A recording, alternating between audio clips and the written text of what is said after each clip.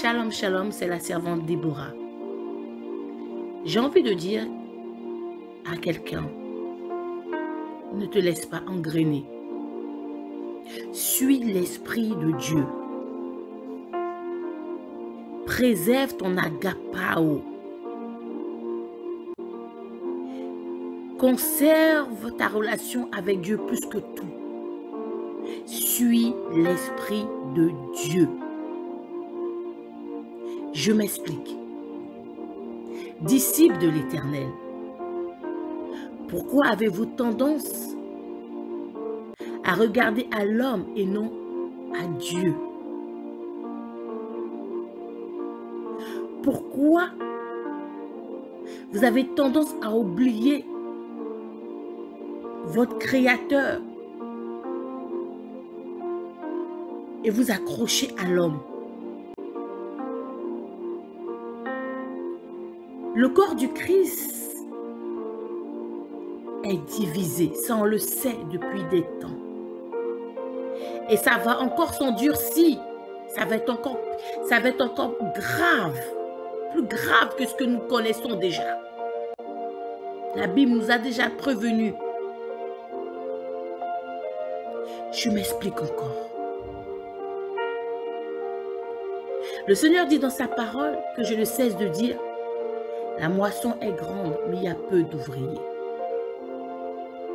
Et je vous dis, et je ne cesse de me répéter encore, le peu d'ouvriers qu'il y a, Dieu cherche à les conserver. Parce que lui-même, il a dit dans sa parole, je n'ai perdu personne à part le fils de la perdition.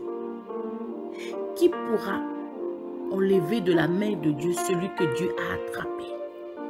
Personne. Dieu nous tient dans sa main. Il dit lui-même, nous sommes la première de ses yeux. Mais ce qu'il demande, c'est qu'on le cherche, lui. Ce qu'il demande, c'est qu'on le regarde à lui. Sa gloire, il ne la partage pas. Mais le corps du Christ est complètement perdu. Aujourd'hui, nous trouvons des enfants de Dieu qui s'attardent sur l'homme au lieu de chercher l'esprit qui parle derrière. J'ai constaté qu'aujourd'hui, pour qu'un enfant de Dieu aille à l'église, il faut qu'il sache qui est le pasteur.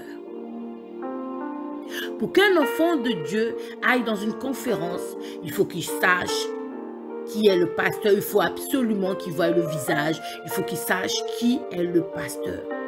Pour qu'un enfant de Dieu aille écouter un chanteur dans un concert, il faut qu'il sache absolument si cette personne a une bonne cote de popularité ou si cette personne... Non.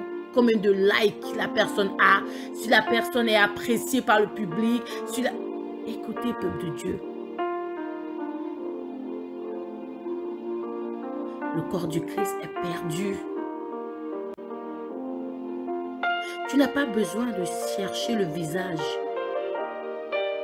ou de voir comment le pasteur ou la prophétesse ou l'apôtre est habillé ou l'église commence. Non, cherche l'esprit qui est caché derrière cette église. L'esprit de Dieu qui est caché derrière ce message. Ne cherche pas le visage du pasteur.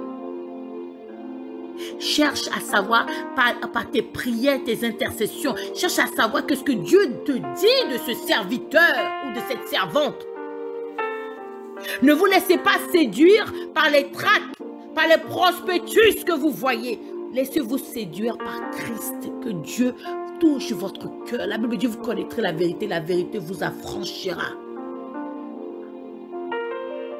La Bible dit, vous connaîtrez la vérité. S'il vous plaît, disciples de Dieu, laissez-vous convaincre par cette parole. Allez d'abord chercher quel est l'esprit derrière les serviteurs ou les servantes de Dieu. Au lieu de courir, à liker, à faire ci, demandez à Dieu. Cherchez la vérité auprès de Dieu. L'Esprit de Dieu est là pour ça. Pour vous certifier la véracité du message ou la véracité du conseil.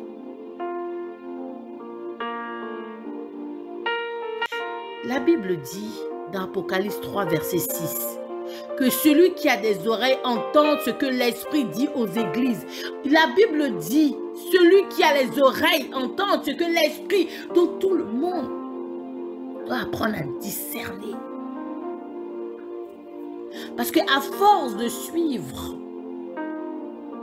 et à force de vous laisser séduire par les images ou l'apparence, vous suivez des loups. Faites attention, peuple de Dieu. Nous sommes dans les derniers virages. On ne sait pas quand est-ce que le Maranatha reviendra.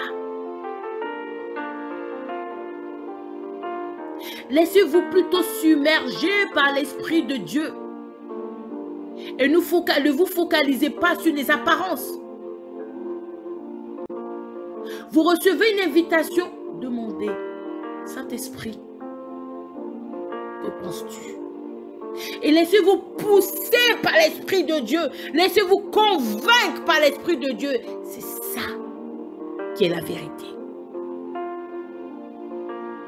Ne vous attardez pas sur la couleur, sur les vêtements, sur le make-up, mais attardez-vous sur l'Esprit